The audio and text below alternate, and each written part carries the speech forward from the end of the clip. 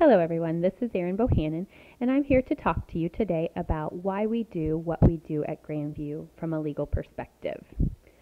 So far during our professional development, we have looked at what we do because of our mission, vision, and value statements, and we've also looked at why we do what we do in order to make sure we're meeting the needs of the students. Today, we're going to look at why we do what we do so that we protect our district, USD 475, our school, Grandview Elementary, and individual teachers. In order to do that, we must understand educational malpractice. So you may be asking yourself, what is educational malpractice? Educational malpractice is a tort, and a tort is a wrongful act that can lead to legal liability where teachers were negligent of one of three things. Either they did not provide competent instruction, they did not have proper placement of students, and they did not classify children the right way. Basically, all this means is that teachers are being accused of not providing the best education for the student. In the past, courts did not find in favor of the students because it was hard to determine if a student had the capabilities to acquire basic skills or the motivation to do so.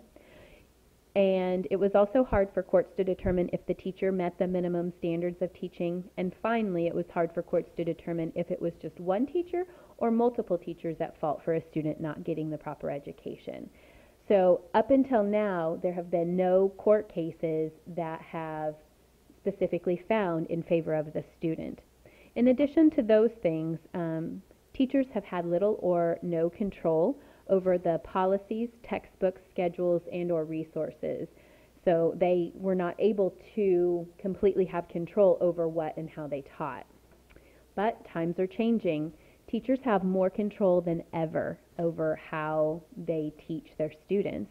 And specifically, under No Child Left Behind, there have been specific guidelines on what students should be able to do at individual grade levels. Those specific guidelines, if they're not met, then the courts would actually have the criteria to say that no, indeed, a teacher was not meeting the minimum standard requirements.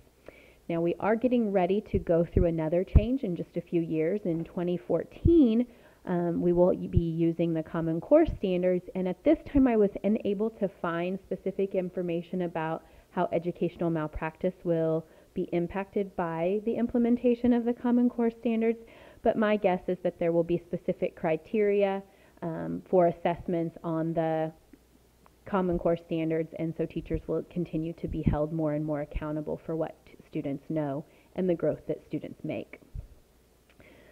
So, understanding that we definitely want to make sure that we are protecting ourselves, we need to look at what district schools and teachers can do so that everybody is protected.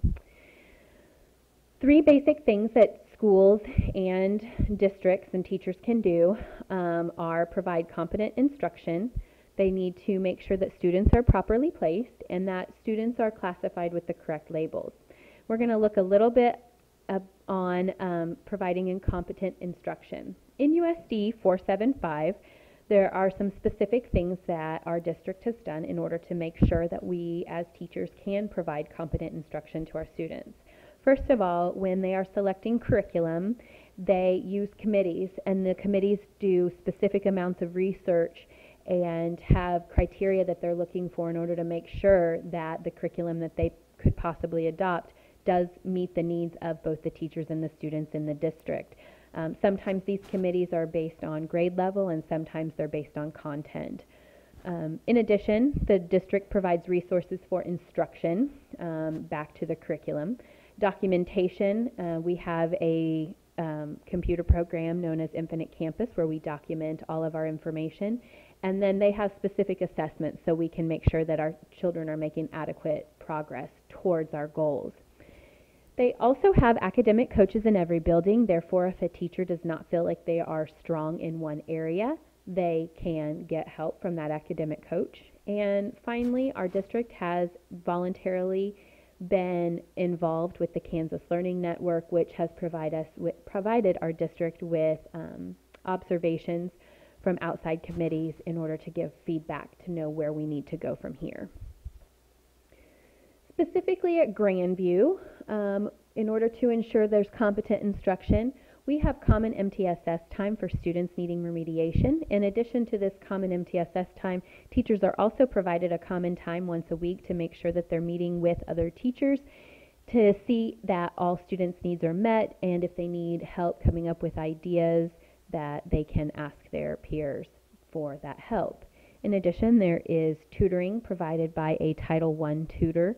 That person is a classified person at this time, but it is still one more attempt that we make sure that students are getting those basic skills they need.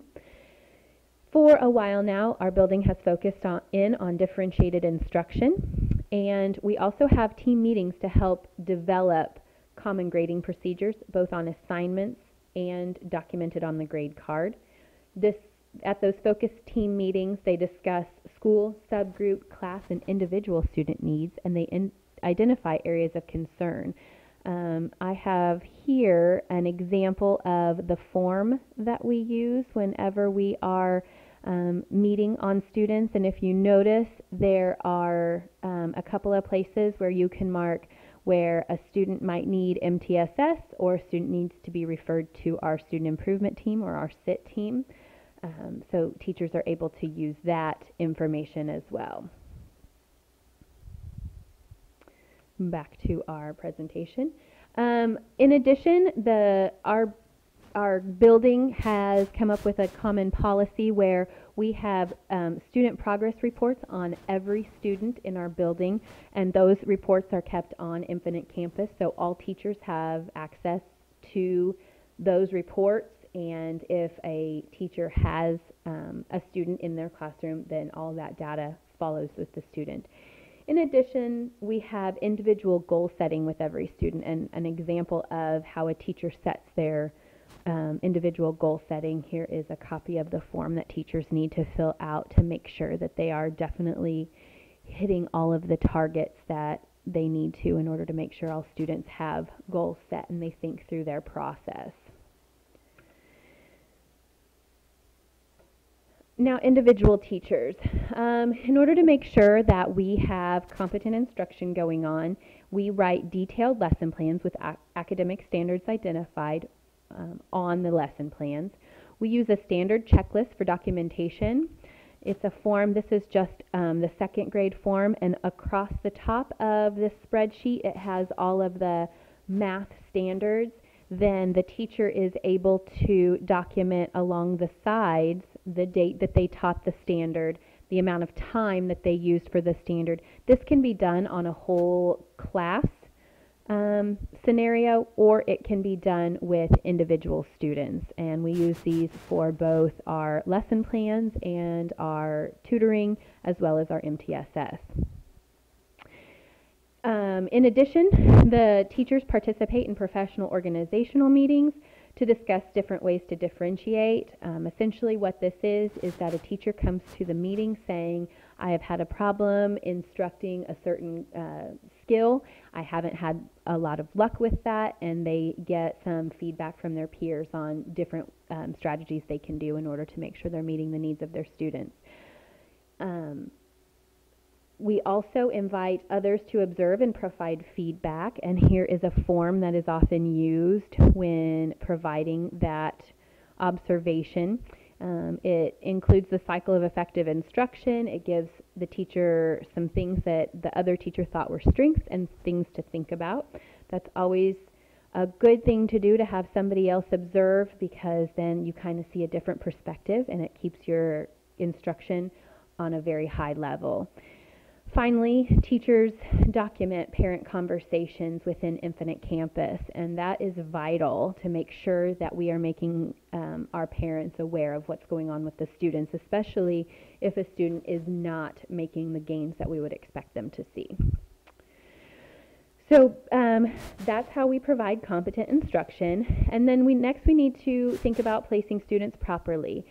In our district, we have a little less control over this. When a student comes to our district, they are placed at the correct grade level based on age. And since our district does not believe in retention, we use age in previous placement, so there is not a lot of wiggle room for anything else to happen. Our school does do placement into instructional levels for reading because we are a Success for All school, and but we have made it a policy that students are not placed below grade level unless there is a specific need. If that need does arise, then we do involve the parents and other people in order to make sure that that is an understood thing. Finally, classifying students with the correct labels. In our district, the staff is provided with professional development to understand the different labels that students can have, and the Director of Special Education meets regularly with special education teachers. At Grandview, we do have the Student Improvement Team, and we do document all of the times that we discuss students and the different needs that they may have.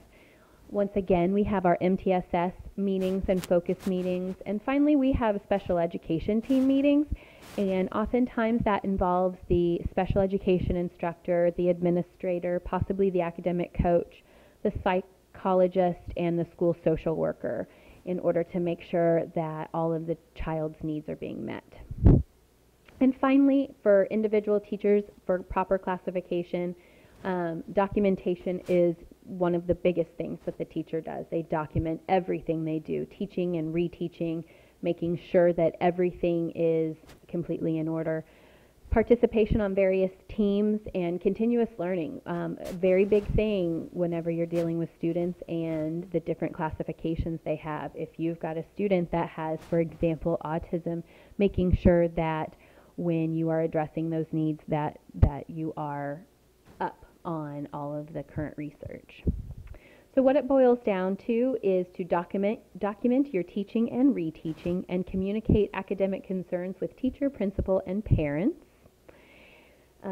All of this for as far as the ISLIC leadership standards, Standard 1 is definitely addressed because having a shared vision, mission, and goals ensures that everyone is working towards the goals using high expectations for all students, and I think it's important to notice that it is all students. That's where I think teachers can end up in a lot of trouble, is not having the expectations for all students. Standard 2 is addressed because of teaching and learning. It is the goal of the educational leader to ensure that everyone has an opportunity to learn. Standard 3 is addressed because managing organizational systems and safety. These structures must be put in place to address the needs of all students and how teachers will react when students do not learn. I think making sure that you have certain protocols that if a student doesn't master what they need to know at a certain time of year or a certain age, then you have a specific protocol in which to follow so that way the student doesn't get lost in the system. And Standard 4 is definitely used because of collaboration with stakeholders. I think in order to avoid any sort of educational malpractice lawsuit, you have to be willing to communicate with parents on where their child is, what kind of needs their child has, and whether or not their child is making the appropriate progress. Ethics and integrity. The rights of all learners must be the focus of instruction, and that's, bar none. Everything that we do has to have the student at our center focus, and we need to know that we are meeting the needs of all students, not just certain ones. And finally, Standard 6, the educational system, especially as we come closer to the implementation of the Common Core standards, we are going to have to know what's going on in the educational system to make sure that we're not left off guard. I did use 4 different resources for the information on here. If you have any questions, I would certainly be willing to talk to you on an individual level. I do think it's important for us to remember that we have an obligation to our students to make sure that they make adequate growth while they're in our care. Thank you for your time.